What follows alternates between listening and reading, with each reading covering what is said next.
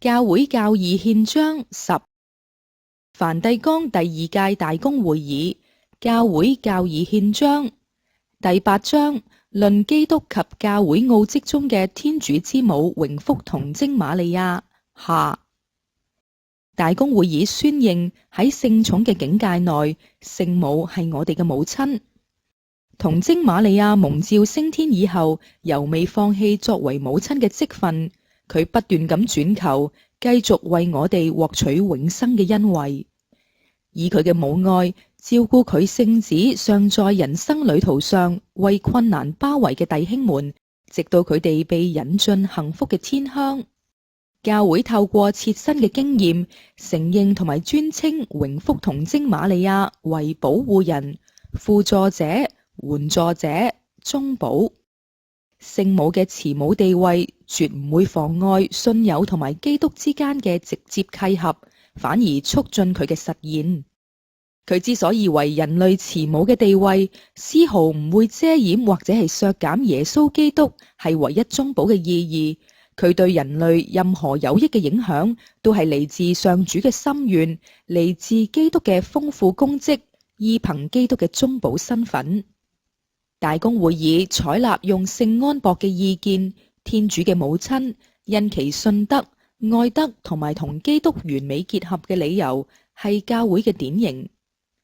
童貞瑪利亞所生嘅兒子，由天主立為眾弟兄中嘅長子。眾弟兄即係教友們，瑪利亞以母愛對佢哋嘅重生同埋養育，盡其合作嘅職分，作為佢哋團體嘅聖德表率。為獲得喺呢一位慈母嘅助佑扶持下，同救主基督嘅相契更形密切，教友應當珍愛佢。瑪利亞本身係亞當嘅後裔，由於天主聖寵嘅舉拔，成為天主嘅母親，參與咗基督嘅奧蹟。佢只係喺聖子以下，高出一切天神世人以上，理當受到教會特別嘅崇敬。教會對瑪利亞嘅敬禮係有別於對降生嘅聖言、對聖父同埋聖神嘅欽崇禮。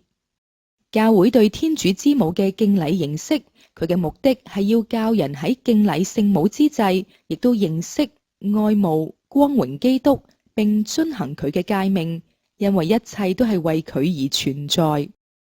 大公會議申明，真正嘅聖母敬禮係嚟自真純嘅信仰，由此信仰引領我哋體認天主之母嘅卓越尊位，並激勵我哋以兒女嘅孝心敬愛我哋嘅母親，效法佢嘅德表。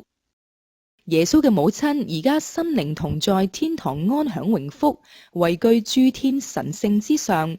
喺諸聖神嘅共融中，仍然向其聖子轉禱。同時，佢俾旅途中嘅天主子民明白指出確切嘅希望同埋安慰，直到主嘅日子來臨嘅時候。我哋喺復活期開始會為大家介紹梵二另一份憲章《天主的啟示教義憲章》。聖堂刊物架上已經擺放咗梵二4大憲章嘅單行本。歡迎大家攞返屋企細讀，大家亦都可以登入本堂嘅網頁，學習連影片選項，重溫已經播出嘅梵二簡報。